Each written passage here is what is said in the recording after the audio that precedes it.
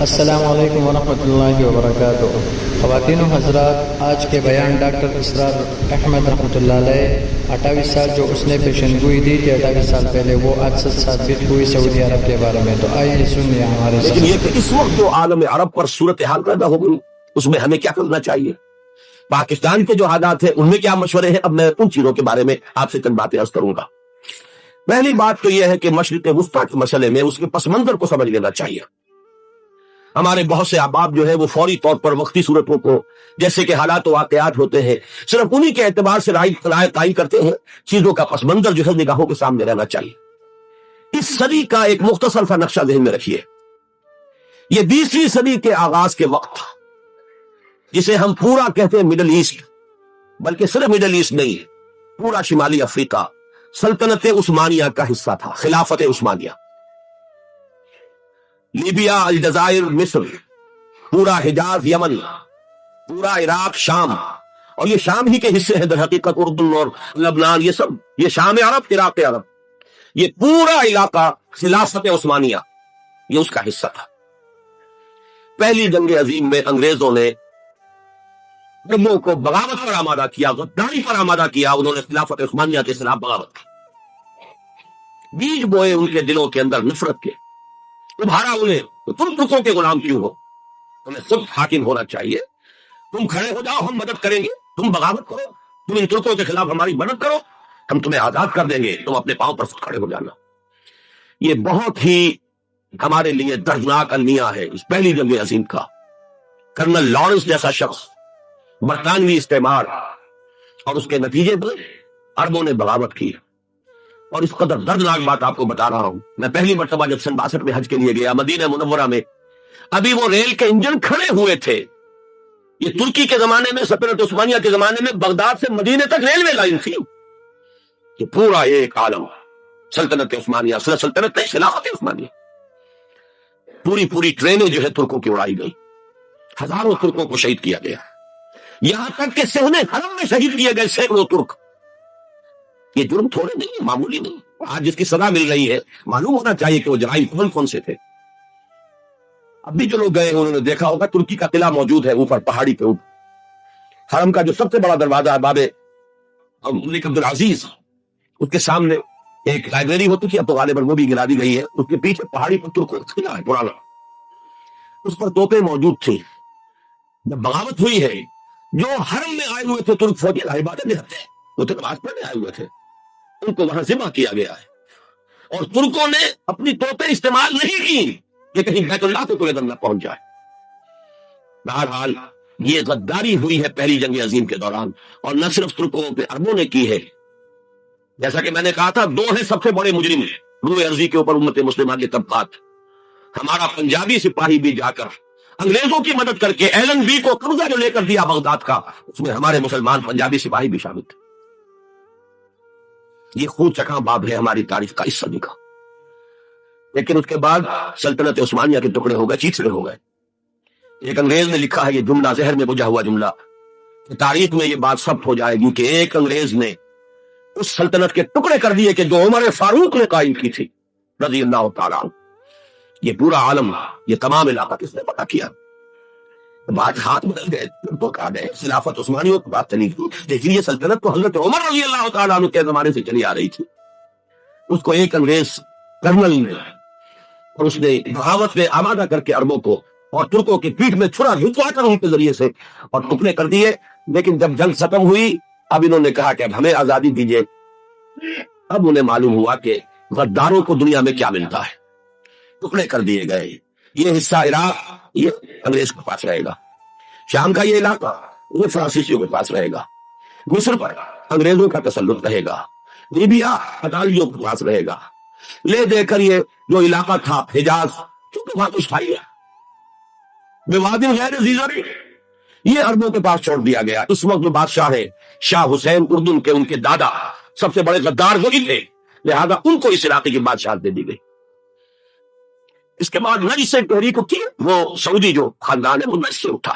نجد میں اس وقت کچھ بھی نہیں تھا، وہ تو صرف ریت کے تودے تھے، کچھ بھی نہیں، لہذا ادھر کسی استعماری قوت کو دیکھنے کی ضرورت ہی نہیں۔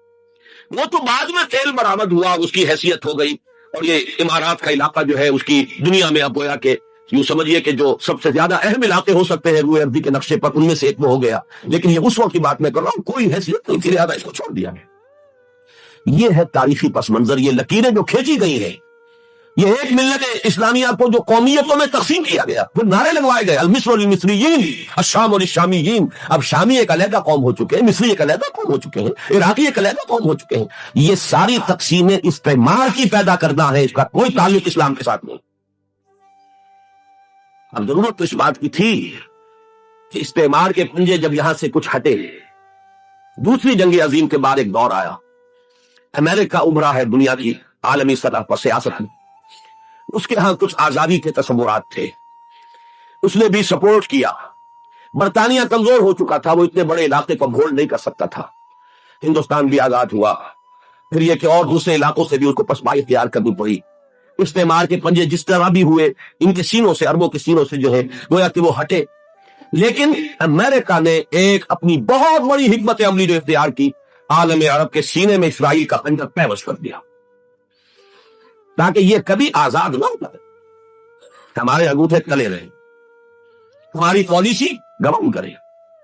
یہ استعمار کا دوسری جنگ عظیم کے بعد جہاں برطانوی استعمار، فرانسیسی استعمار رفتہ رفتہ یہ ہٹنے شروع ہوئے. صدر ناصر نے انگریزوں کو اٹھا کر پھینکا میڈیٹرینین میں اور دوسرے جگہوں سے. الجزائر نے آزادی حاصل کی فرانس سے، اطالویوں سے جو ہے لیبیا والوں نے آزادی حاصل کی. یہ ہو گیا، لیکن ایک خنجر پیوست کر دیا گیا اسرائیل کا سینہ عرب.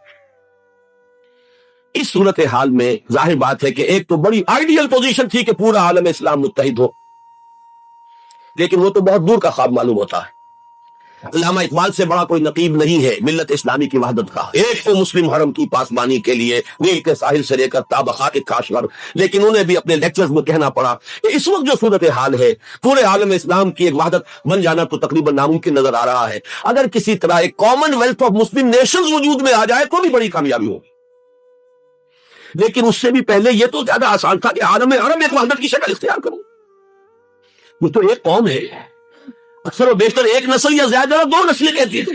شمالی افریقہ میں بربر نسل بھی ہے، باقی تو سب عربی. پورا عالم ایک نسل، ایک زبان، پورے اتنے رقبے کے اوپر بولے جانے والی ایک زبان، یہ تو ایک ہو جائے. افسوس یہ ہے کہ اس کا ایک ہو جانا ایک شخصیت ابھری تھی جو مذہبی مزاج کی شخصیت تھی، جو دینی مزاج کی حامل شخصیت تھی. اگر اس کی قیادت میں عالم عرب متحد ہو جاتا تو واقعتاً ایک بہت بڑا جو ہے مرحلہ وہ طے ہو جاتا پوری عالمی ملت اسلامیہ کی ایک وحدت اختیار کرنے کا. وہ شخصیت تھی شاہ فیصل شہید کی. اور اس لفظ کے ساتھ ہی آپ کے ذہن میں آ گیا ہوگا کیوں انہیں شہید کر دیا گیا، کس نے کیا کرایا، کہاں سے تعلیم حاصل کر کے آیا تھا وہ جس نے شہید کیا شاہ فیصل شہید کو. اس کی گردن پر کون سوار تھی، وہ یہودی لڑکی کے جس کے فوٹو بھی شائع ہوئے، ایک گردن کو اٹھائے کھڑا ہوا شہزادہ اپنی ایک یہودی دوست کو، لڑکی کو. اور وہی ہے جس نے جا کر پستول سے شہید کیا ہے. جہاں اچھی طرح جان لیجئے، جیسے بارہا میں نے عرض کیا ہے کہ حضرت عمر کو شہید کرنے والا کہنے کو ابو لولو فیروز تھا، لیکن اس کے پیچھے پورا ایرانی نسل پرستی کا جو پورا پس منظر ہے، اس سے تو ہر شخص جس کی ذرا بھی نگاہ جو ہے جو صرف منظر کو نہ دیکھ رہی ہو، پس منظر کو بھی دیکھنے والی ہو، وہ تو جان لے گی کہ ابو لولو فیروز ایک فرد کا نام نہیں تھا، وہ ایران کا انتقام تھا عالم عرب سے. بالکل اسی طریقے سے یہ امریکی استعمار کا ہتھ کنڈا تھا، اسے محسوس ہوا. شاہ فیصل مذہبی مزاج کا شخص یہ ابھر رہا ہے، اور یہ شاہ فیصل کی حکمت عملی کا ذرا آپ اندازہ کیجیے. لاہور میں سمٹ کانفرنس اس میں آئے، سب سے ٹاورنگ پرسنالٹی پورے اس وقت عالم اسلام کے اندر شاہ فیصل کی تھی. اور وہ گویا کہ بہت ہی جس کو کہا جائے کہ ایک بہت ایلڈرلی بزرگانہ ایک شخصیت جو ہے، اور انہوں نے اپنے دولت کے دروازے، عرب میں وہ مشہور تھے کہ نہایت خسیس اور بخیل انسان ہے، اس لیے کہ وہاں وہ خرچ کرتے تھے حساب کتاب کے ساتھ، لیکن ان کے خزانے کھلے ہوئے تھے عالم اسلام کے لیے. ادھر بھی مدد ہے، ادھر بھی مدد ہے، ادھر بھی کام ہو رہا ہے، ادھر بھی کام ہو رہا ہے. پھر انہوں نے تیل کا ہتھیار استعمال کر کے ایک دفعہ امریکہ کو دن میں تارے دکھا دیے تھے، لہذا ان کا ہٹایا جانا سین سے یہ امریکی استعمار کے لیے لازم تھا. اب لے دے کر رہ گئے کون سیکولر مزاج کے لوگ. پہلی اٹمپٹ جمال عبد الناصر نے کی، ناکام ہو گیا. قذافی صاحب نے کوشش کی کہ وہ ان کی جانشینی حاصل کر لے، ناکام ہو گیا. اب ایک تیسری شخصیت صدام حسین کی، ملحد ہے، اسلام سے کوئی سروکار نہیں. بعض کا فلسفہ سیکولرزم پلس نیشنلزم یہ اصول ہے، لیکن یہ ہے کہ یہ شخصیت ابو بکر ایسی آئی ہے کہ اس سے اس وقت یہ جان لیجیے، میں امریکہ میں بھی عربوں سے مل کر آیا ہوں، سعودی عرب میں بھی اب میں وہ دیکھ آیا ہوں، نوجوان نسل جو ہے عربوں کی، پورا جو دوسرے عرب ممالک ہے جہاں پر کہ مذہب کا اتنا چرچا ہی نہیں ہے، پورا فلسطینی عرب، جارڈن کے عرب، شامی عرب عوام سب صدام کے پیچھے اس وقت، اس لیے کہ انہیں نظر آ رہا ہے کہ ایک شخص پھر ایسا پیدا ہو کر سامنے آ گیا ہے جو شاید عالم عرب کو پھر یونائٹ کر دے، اور یہ ہے اصل وہ شے کہ جو امریکہ کے لیے کسی صورت میں قابل قبول نہیں۔ دولت کے یہ ذخائر، خلیج کی یہ دولت، سیال سونا اور اس کے ذخیرے، اور یہ کسی طریقے سے یہ امریکہ کے زیر اثر میں رہے، یہ ہے وہ شے جو اسے برداشت نہیں ہے۔ وہ کوئی عربوں کی محبت میں نہیں آیا 2.5 لاکھ فوج لے کر، وہ کوئی شاہی عرب جو خاندان ہے سعودی، اس سے اس کی کوئی دلچسپی نہیں ہے، کوئی پتہ نہیں کہ وہ خود ان کو ہٹا دے اور وہاں پر کوئی جمہوری ڈھانچہ جو ہے وہاں پہ کھڑا کروا دے خود امریکہ۔ اس لیے کہ سعودی عرب میں دیکھ آیا ہوں حالات اگرچہ ظاہر بات ہے کہ زیادہ گہرائی ہو تو وہاں جانے کا موقع ہی نہیں ہوتا، بہت ہی مستبد حکومت ہے، لیکن صاف نظر آ رہا ہے کہ اس وقت دونوں طبقے نوجوانوں کے جو ہے وہ شاہی خاندان کے شریف خلاف ہو چکے، جو وہاں پر جدید مثقف طبقہ ہے، جدید تعلیم یافتہ، وہ باہر پڑھ کر آیا ہے امریکہ میں اور کہیں اور وہ کثیر تعداد میں، اب وہ صاف سوال کر رہے ہیں کہ یہ billions and billions of dollars کے جو ہمارا خرچہ آتا تھا، ہمارے ہتھیاروں کے آرڈر جاتے تھے، وہ کہاں گئے؟ پورے 65,000 فوج، اور عرب کے پاس، سعودی عرب کے پاس اتنے ٹینک بھی نہیں ہے جتنے کہ یمن جیسے غریب ملک کے پاس ہو، تو ہمارا روپیہ یہ گیا۔ یہ ایک سوال ہے جو ہر شخص کے ذہن کے سامنے ہے، اب ہمیں اپنے معاملات کو خود سنبھالنا ہوگا۔ اسی طریقے سے جو مذہبی طبقہ ہے، اور وہاں ہے بڑی تعداد میں مذہبی طبقہ نوجوان جن میں بڑا جذبہ ہے، اور ان کا وہ جوش جہاد، انہیں جہاد افغانستان میں لے کر آیا، سینکڑوں عرب نوجوان یہاں جو ہے شہید ہوئے، اپنے ملک میں تو انہیں بولنے کی بھی کوئی انکار نہیں ہے، لیکن یہاں وہ جذبہ جو اندر پروان چڑھ رہا ہے، وہ جذبہ انہیں لایا ہے، اور افغانستان کی سنگلاخ وادیوں کے اندر انہوں نے جام شہادت پوش کیا ہے۔ وہ طبقہ بھی شدید مخالف ہو چکا ہے کہ انہوں نے امریکیوں کو بلا کر، ان میں یہودی بھی ہیں، عیسائی تو ہے ہی ہے، یہودی ہیں، یہودی عورتیں ہیں، جو کچھ اب وہاں بے حیائی اور بے پردگی کے مناظر نظر آ رہے ہیں، یہ سرزمین عرب۔ میں نے امریکہ میں تقریر سنی ہے اسما کے جو فائنل ان کا ایک سیشن تھا، اسلامک سوسائٹی نارتھ امریکہ، جس میں میں مدعو کیا گیا تھا، اسی لیے میں نے یہ سفر کیا تھا۔ ایک نوجوان نے جو تقریر وہاں پر کی ہے، واقعہ یہ ہے کہ میں حیران رہ گیا اس کی جرأت کا۔ اس نے کہا کہ حضور نے فرمایا تھا کہ جزیرہ نما عرب میں 2 دین جمع نہیں ہو سکتے، اور آج شاہی خاندان کی صرف اپنی حکومت کو بچانے کے لیے امریکیوں کو اتنی بڑی تعداد میں بلا لیا گیا ہے، جن میں موبائل چرچ بھی ہیں، موبائل سینیگوگز ہیں، یہودی مرد اور عورتیں جو ہے دندناتے پھر رہے ہیں آج عرب کی سرزمین پر۔ لہذا جو مذہبی طبقہ ہے وہ اس پر شدید رد عمل جو ہے اس کے اندر پایا جاتا ہے۔ یہ حالات ہیں جو میں آپ کے سامنے چاہتا تھا کہ رکھ دوں، یہ وہ شامت اعمال ہے۔ اس طرف یہ کہ وہ شخصیت جو ہے صدام حسین کی، وہ کوئی پسندیدہ شخصیت نہیں، لیکن یہ کہ اس شخصیت کو تقویت دینے والے بھی تو یہی لوگ تھے۔ انہیں خطرہ تھا ایران کے انقلاب سے کہ کہیں اسی قسم کا کوئی انقلاب ہمارے ہاں نہ آ جائے، لہذا انقلاب ایران کو ایکسپورٹ نہ ہونے دے، اس لیے انہوں نے اسی صدام حسین کو بلینز اور بلینز آف ڈالرز کی مدد دی۔ آج وہی ہے، عربی کی تو ایک کہاوت بھی ہے، سمن کلمت، یا تو لوگ اپنے کتے کو کھلا پلا کے موٹا کرو، کسی روز تمہیں کو کاٹے گا۔ آج وہ تو انہیں کاٹا، لیکن یہ کہ اس کا جو علاج تجویز ہوا ہے وہ انتہائی خوفناک ہے۔ 2.5 لاکھ امریکی، وہ استعمار کے پنجے جو بمشکل عالم عرب کے سینے سے جو گڑے ہوئے تھے اس استعمار میں، مشکل ہٹے تھے کہ ایک دم اب وہاں پر صبریں آ رہی ہیں، فرانسیسی بھی آ رہے ہیں، برطانوی بھی آ رہے ہیں، کہاں سے فوجیں آ رہی ہیں، اور وہاں پر 2.5 لاکھ صرف امریکن آرمی کا، اس میں تقریباً 1.5 لاکھ تو پہنچ چکی ہیں، اور جو بھی ہوگا وہاں پر جیسا کہ میں نے عرض کیا ہے اس قدر خوفناک سین ہے۔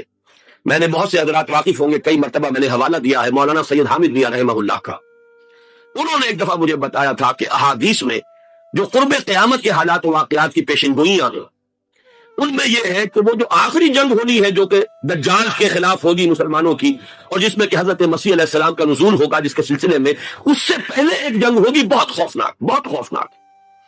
اور عجیب الفاظ ان کے یہ تھے کہ اس میں ایک طرف مسلمان اور عیسائی اور یہودی تینوں ہوں گے۔